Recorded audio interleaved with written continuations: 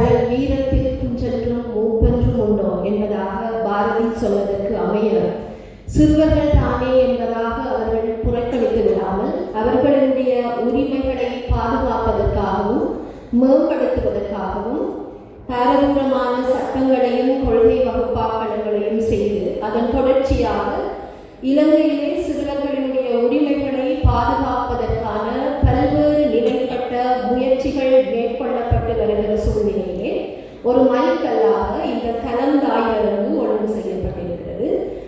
இந்த ஆய்வரங்கிலே என்னுடைய உரையின் போது சிறுவர் சார்ந்த முக்கியமான 3 விடயங்கள் தொடர்பிலே இருக்கக்கூடிய சட்ட ஏற்பாடுகளையும் சிறுவர் வேலை, தாபரிப்பு உரிமை, நன்னடத்தை பிழை என்பதான 3 விடயங்கள் சார்ந்து இருக்கக்கூடிய சட்ட மற்றும் நடைமுறை ஏற்பாடுகளையும் இந்த ஏற்பாடுகளின் பயனாக சிறுவர்களினுடைய நலனை பாதுகாப்பதிலே நாங்கள் எவ்வளவு தூரம் முன்னேற்றம் அடைந்திருக்கிறோம் என்பதையும் அதிலே சட்டத்திற்கும் நடைமுறைக்கும் இடையிலே இருக்கக்கூடிய இடைவெளி எவ்வாறானதாக இருக்கிறது என்பதையும் இந்த இடைவெளிக்கான காரணங்கள் எவையாக இருக்கின்றன என்பதையும் மேற்கோள் காட்டி என்னுடைய உரையை ஒழுங்குபடுத்தி இருக்கிறேன். சிறுவர்கள் வேலைக்கு அமர்த்தப்படக்கூடாது என்பதான ஒரு இறுக்கமான நடைமுறை எங்களுடைய நாட்டிலே இருக்கிறது.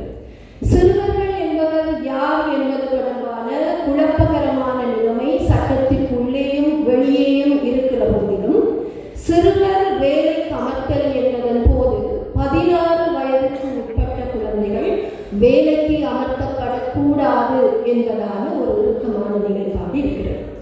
16 வயதுக்கு மேற்பட்டவர்கள், ஆனால் 18 வயதுக்கு குறைந்தவர்கள் ஏற்கனவே திரு கனகராஜா அவர்கள் சொன்னது போல சில நிபந்தனைகளோடு வேலைக்கு அமர்த்தப்பட முடியும்.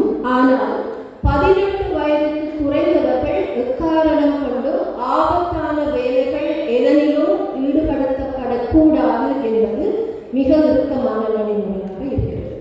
சிறுவர்கள் வேலைக்கு அமர்த்தப்படக்கூடாது என்பதான இந்த இறுக்கமான விதியினுடைய பின்னணியையும் அதற்கான காரணத்தையும் பார்க்கிற போது சிறுவர்கள் உடல் உள ரீதியாக பாதுகாக்கப்பட வேண்டியதன் அவசியத்தை வலியுறுத்தியே இவ்வாறான ஒரு ஏற்பாடு இருக்கிறது என்றாலும் பொதுவான இந்த காரணங்களை காட்டிலும் அதை கடந்தும் சிறுவர்கள் வேலைக்கு அமர்த்தப்படக்கூடாது என்பதன் பின்னணியிலே மிக முக்கியமான சிறுவர் நலன் சார்ந்த ஒரு விடயம் இருக்கிறது. அதுதான் கல்விக்கான கட்டாய உரிமை என்பது. சிறுவர்கள் கட்டாயமாக கல்வி புகட்டப்பட வேண்டிய உரிமை உடையவர்கள் என்பதை இலவச கல்வியை இன்று வரைக்கும் இறுக்கமாக பின்பற்றி வருகிற எங்களுடைய நாடு மிக தெளிவாக எடுத்துக்கொள்கிறது.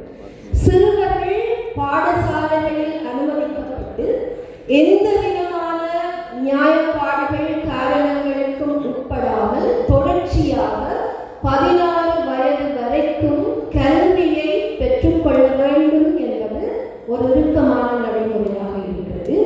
அதை உறுதிப்படுத்துவதற்கான பல்வேறு நிறுவனமயப்பட்ட கொள்கை வகுப்பாக்கங்களும் எங்களுடைய நாட்டிலே காணப்படுகிறது.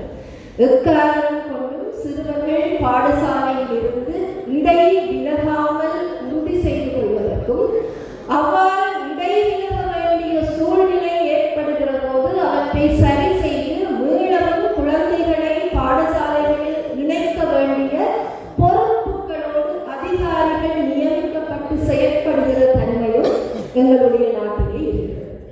சிறுவர்கள் வேலைக்கு அமர்த்தப்படக்கூடாது, அவர்கள் கட்டாயமாக கல்வி கற்க வேண்டும் என்பதான சட்ட மற்றும் நிறுவனமயப்பட்ட செயற்பாடுகள் வலுவாக இருக்கிற சூழ்நிலையிலும் சிறுவர்கள் வேலைக்கு அமர்த்தப்படுவதும் அவர்களுடைய கல்வி நடவடிக்கைகள் பாதிக்கப்படுவதையும் எங்களுடைய நாட்டிலே எங்களால் பார்க்க முடியும். சட்டம் தெளிவாக சொல்லி இருக்கக்கூடிய நடைமுறையிலே முழுமையாக பின்பற்றப்படாமல் போனதற்கான காரணம் என்ன என்று பார்க்கிறது. பெற்றோருடைய பொருளாதார நெருக்கடி முதலான பல்வேறு காரணிகள் எங்களுடைய கண் முன்னாலே வருகின்றன. ஆகவே சமூக மட்டத்திலே இருக்கக்கூடிய பிரச்சனைகளை சரி செய்வதற்கான பொறிமுறைகளை ஏற்படுத்தாமல் வெறுமனே சட்டங்களை நடைமுறைப்படுத்துவதன் ஊடாக நாங்கள் எதிர்பார்க்கிற சிறுவர் நலன் சார்ந்த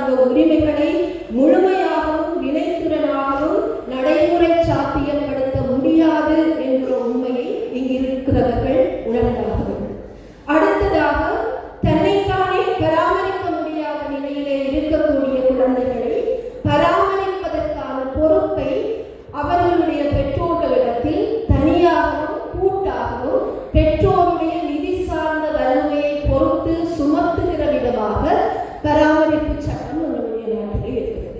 18 வயது வரைக்கும் குழந்தைகள் பெற்றோரிடத்தில் இருந்து பராமரிப்பை பெறுவதற்கான முழுமையான உரிமையை எங்களுடைய சட்டம் குழந்தைகளுக்கு தந்திருக்கிறது.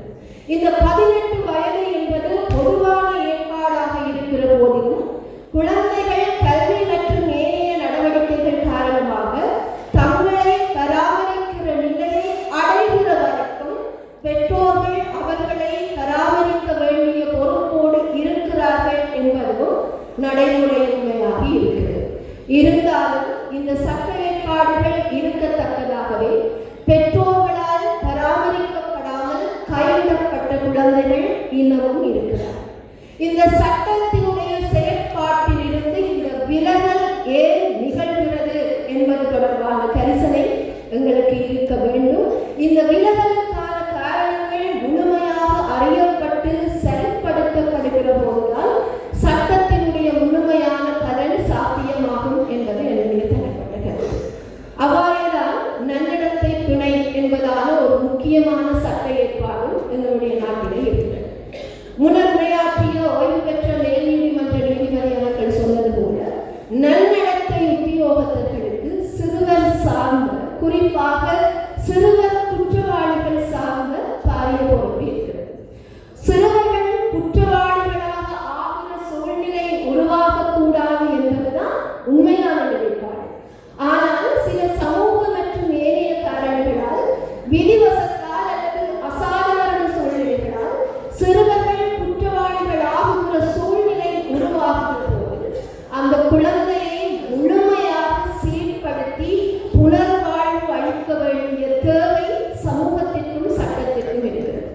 இந்த பணியை மிகச் சிறப்பாக சிறுவர்களுடைய அடிப்படை இயல்புகளை கருத்திலே கொண்டு மிகச் சிறப்பாக செய்வதற்கு வயது வந்தவர்கள் குற்றவாளிகளாக அல்லது குற்றம் சாட்டப்படுபவர்களாக இருக்கிற போது என்ன அணுகுமுறை கையாளப்படுகிறதோ அந்த அணுகுமுறையிலிருந்து விடுபட்டு சிறுவர்களுக்கான பிரத்யேகமான அணுகுமுறையோடு சிறுவர் குற்றவாளிகள் கையாளப்பட வேண்டும் என்கிற நிலைப்பாடு சட்ட ரீதியாகவும் சமூக ரீதியாகவும் எங்களுடைய சமூகத்திலே இருக்கிறது.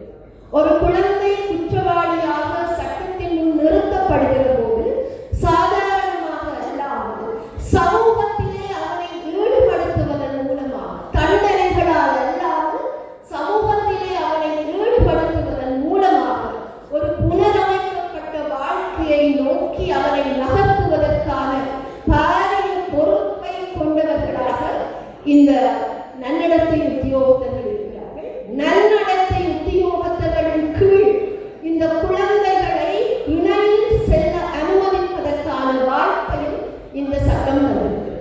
ஆகவே இவ்வாறாக இந்த 3 முக்கியமான விடயங்களிலும் சிறுவர்களுக்கு ஏற்படக்கூடிய பாதிப்புகளை கருத்திலே கொண்டு அதை சரிப்படுத்துவதற்கான சட்ட மற்றும் நிறுவன ஏற்பாடுகள் எங்களுடைய நாட்டிலே இருக்கின்றன. இருந்த போதிலும் ஆங்காங்கே சட்டத்திற்கும் நடைமுறைக்கும் இடையிலான இடைவெளி பாரிய அளவில் இருப்பதையும் நாங்கள் உணர்கிறோம். இந்த இடைவெளியை உடனடியாக சரிப்படுத்துவதற்கான மார்க்கங்கள் எவை என்பதை இங்கு இருக்கக்கூடிய ஒவ்வொருவரும் அவரவர் தகமைக்கு உட்பட்டு உடனடியாக செய்ய வேண்டிய தேவை இருக்கிறது.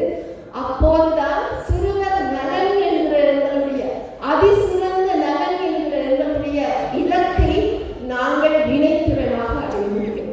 இப்போது நாங்கள் செயற்பட்டு வருகிற போதிலும் இந்த செயற்பாட்டினுடைய வினைத்திறனிலே இருக்கக்கூடிய குறைபாடுகளை அடையாளம் கண்டு அவற்றை சரிப்படுத்துவதன் மூலமாக சிறுவர்